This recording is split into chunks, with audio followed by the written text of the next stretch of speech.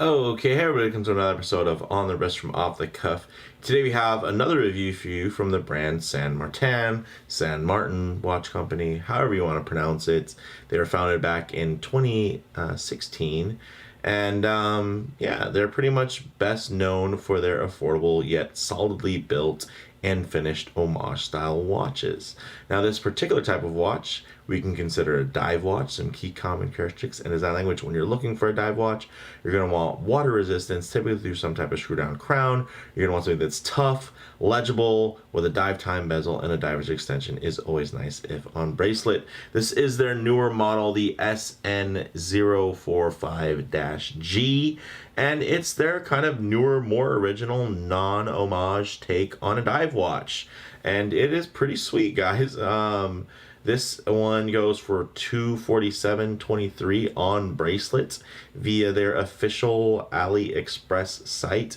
Now, I don't quite know the difference between San Martin in their AliExpress site versus San Martin in their official web store. It does seem like they're two different companies, or at least they're being run by two different entities.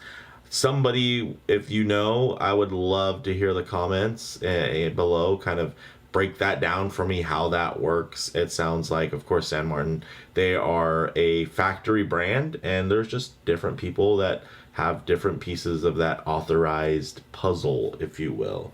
But yeah, this is a cool one, guys. Under 250 bucks. I'm pretty blown away. One, for the materials, right, which honestly isn't super uncommon in terms of getting sapphire and getting ceramic and you know, getting water resistance. But holy smokes, guys, this thing is actually really well finished. So I'm like, that is what really gets me going when it comes to this timepiece. And then the specs themselves are quite diminutive, guys, at only 40.5 millimeters. The thing that really makes this small is actually the 43 millimeter lug to lug, but we'll go ahead, zoom the camera out, get this piece in hand, and take a closer look. Guys, so as you can see, like I mentioned, this thing is actually very small. It only even has a 13.5 millimeter height, but look at that lug to lug. That thing is lugless. Goodness, and it has the slight hood on the lugs. Really beautifully done. I love this kind of bandolier style bracelet with that flush link. That brushing is really well done. You're also getting some nice beveling and undercutting here on the case. Really nice, guys. You do have a little bit of circular brushing here on the top of the case, and then basically it comes into, let me go ahead and give it a quick little wipe for you. And then it comes into that high polish. Look at the, ooh, there we go. Look at the detail work on that bezel. Holy smokes, guys. This thing is impressive. And then, yeah, the sapphire, it's not a double dome, so you can see there's a lot of distortion you're gonna get at harsh angle.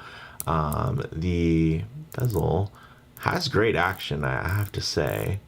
And I'm glad that they only did the loom pip loomed, because it does show how much whiter the you know, the paint applique is on the ceramic. Lines up pretty good. There's just a touch of give on it. Like if it would stop and rest there, it'd be perfect. Instead, it actually wants to rest there, just slightly off. So everybody, oh, why can't Seiko get alignment right, but all these other brands can't? Guys, it's there's always going to be issues, right? Especially if there's something that moves. So it just, some people get luckier than others. This is pretty well aligned again, but then there's a parallax effect. Even when it's perfect, sometimes it can seem very off. But this thing is actually just really nice. I think especially on the bracelet, it just gives it such a 70s vibe. Now, yes, the dial and handset you could think of as pretty derivative. I'd say you can't really say that for the bezel, because that is just that's standard dive watch, 101 in terms of that. It does have the extra indexing for the first 20 minutes, and that breakdown at 30 and 45. Yeah, 15, 30, 30, all that. It's pretty standard. So like that isn't anything that I'd say like, oh, they stole that. But yeah, the dial and handset. But I mean, boy, did they ever finish those hands really well. Look at that. Really nice. And I do like that applied logo. Definitely the best San Martin logo I've ever seen. So very, very cool, guys. Geez, what have I not covered? Oh, the movement. Inside, you're getting the Seiko Instruments NH35, which is pretty much basically like a 4R35. And instead, it's this bad boy, which Seiko makes for other watches. Something comparable would be something like your Mini Turtle that would be running a 4R35. And I will say that honestly, the Mini Turtle wears a lot bigger in comparison, and the Mini Turtle wears really tiny, which is crazy to me. And again, it just comes down to how short those lugs are. Not only are the lugs short, they're stubby and hooded, and honestly not even that wide. So it does make for a very well-wearing watch. So if you have a small wrist and you're just like, man, I watch on their off the cuff, Mark is always just showing these big old watches on his big old wrist.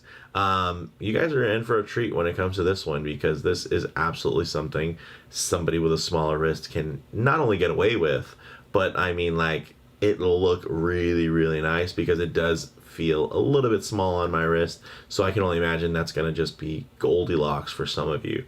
So, let's finish out these specs here. You're getting 20 bar or 200 meters of water resistance. You're getting Swiss Superluminova C3. You do have that really nice date window there, kind of covered, but nicely framed. Sorry about the handset, it's just crossing right now. But you do get 20 millimeter lugs, and then it tapers from 20 millimeters down to 17.8, so almost 18 millimeters down here. And then it's all milled folding section, milled clasp, and actually a really cool little emblem in terms of the signed clasp. I think that's really beautiful. And then you're also getting nice bevels on there. It just flows, man. I really, really dig this.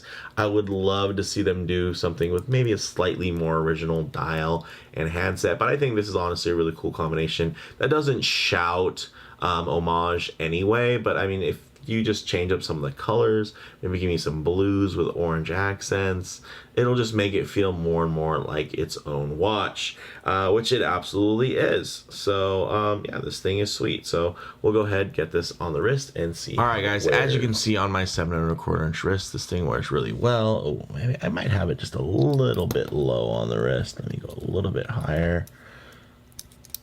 There we go.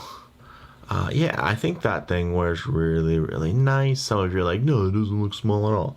All right, guys, I'm not just a floating arm, honestly. There's a full body connected to this, and yeah, even up close you can see it doesn't get oversized, and it's because of those short lugs. That's something that really helps models like the Seiko Tuna wear the way that they do. So this thing wears really, really great, honestly. And when I say it wears a little small, I don't mean like super small or like overly small or undersized.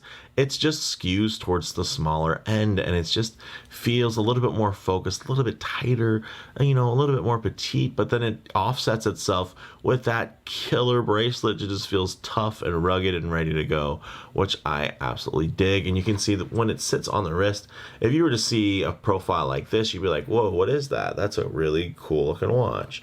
And then you get in here and you're like, wow, that is great. And wow, look at that loom. That stuff looks powerful. But then, yeah, there's going to be a little bit of hesitation, I'd say, kind of the Marine Master style dial and handset. Yes, that is a bit of a carryover, but everything else is, such a different look. So I think, I think it comes together, and I really do dig the effort that they put into this one. Again, I think they do have it. I hope they just like mass produce this thing and give it some other options. You know, maybe do a white dial, this, that, the other. Who knows? But this thing is well done, guys, and I'm looking forward to seeing what other variants that they bring to the market. So with that said, let's get this back off the wrist. You know, maybe even get some loom shots going. Come on, guys, you know you want it. Low light transition and closing. Okay, you guys ready for this? Let's do it. Yes, that is bright. Goodness. I have to say there's even light kind of reflecting off the studio lights. Kind of. Whoa. I mean, that's bright, guys. I mean, I know the camera is doing its best to kind of negotiate and navigate and do some balance and whatnot, but I have to tell you, yeah, this thing glows. So let's go ahead, get some low light transition, because you're not always going to be out in the, you know, out in the middle of the field enjoying direct sunlight. A lot of times you're going to be indoors, maybe walking outdoors, transitioning, walking underneath an overhang, the shade of a tree, or maybe just spending time in your favorite automobile. So it's nice to see how this thing is going to render in more realistic lighting, less optimal, some transitional lighting, maybe even some very harsh lighting there, high contrast. Well, you can see even with that lighting, you can absolutely still see everything glowing on the dial. That's killer. But you can also see, you know, typically this higher contrast lighting would expose imperfections within that finish, but that brushing is just so darn solid. They did a great job on that. And this dial, man, does that stay black? It is, you know, it has a slight matte finish to it, as you can see, so it does capture the light at like directly straight on angles, but typically it stays very, very dark and black and inky, which I dig, and it helps it tie to that bezel insert, which is always going to be super dark and void and glossy. So I'm very, very cool. I'm digging that. And honestly, they probably cut down on a ton of reflection on the dial by not making the dial super glossy to match the bezel. So you're able to match the color by using a slightly different texture, which I really dig. Man, let's go. Look at that. Woo! That is just... that's the stuff. Wow. All right, guys. So on the wrist, you know, come on. The wear is amazing. The fitment, it's just, it's right. It's dialed in. I dig it. It feels more hefty and substantial than honestly you would expect for the price and also for the dimensions. I'd say the heft is even similar to something like a Helson or Armida, which typically I would, you know, until this model, I would kind of put ahead in terms of build quality, but this one is really, really well done. So it's hard for me to, you know, to argue with that.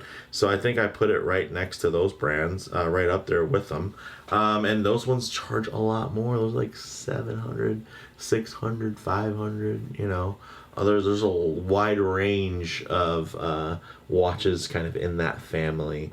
So, you know, digging it in terms of model variations, not really applicable here, at least not yet, unless they really like this review and they go, oh yeah, let's do a blue dial, let's do a white dial, let's do a blue bezel white dial, let's throw some orange accents, let's throw some red accents. I think, yeah, again, it already has such an original funky vibe, but it's executed really well. I would just love to see it kind of go full on. Let's not just be the more original watch. Let's be the original watch for San Martin.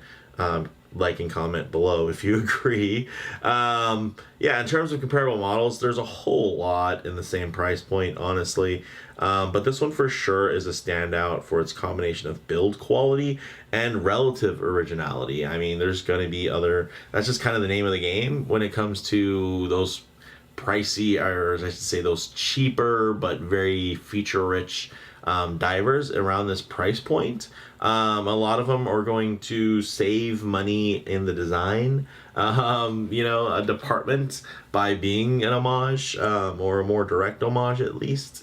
Here, you know, you're getting just a splash of something different, and I dig that, and I want to support that because I think San Martin can definitely do more. So really, guys, bottom line here, finally a San Martin for those of us who can appreciate their value proposition, right? Like super affordable, super capable, and really well finished, and very, very affordable. I mean, you could even call it cheap. And I mean that in a good way. But sometimes you like all that, but you just kind of crave a non-homage model. Does this watch pay homage?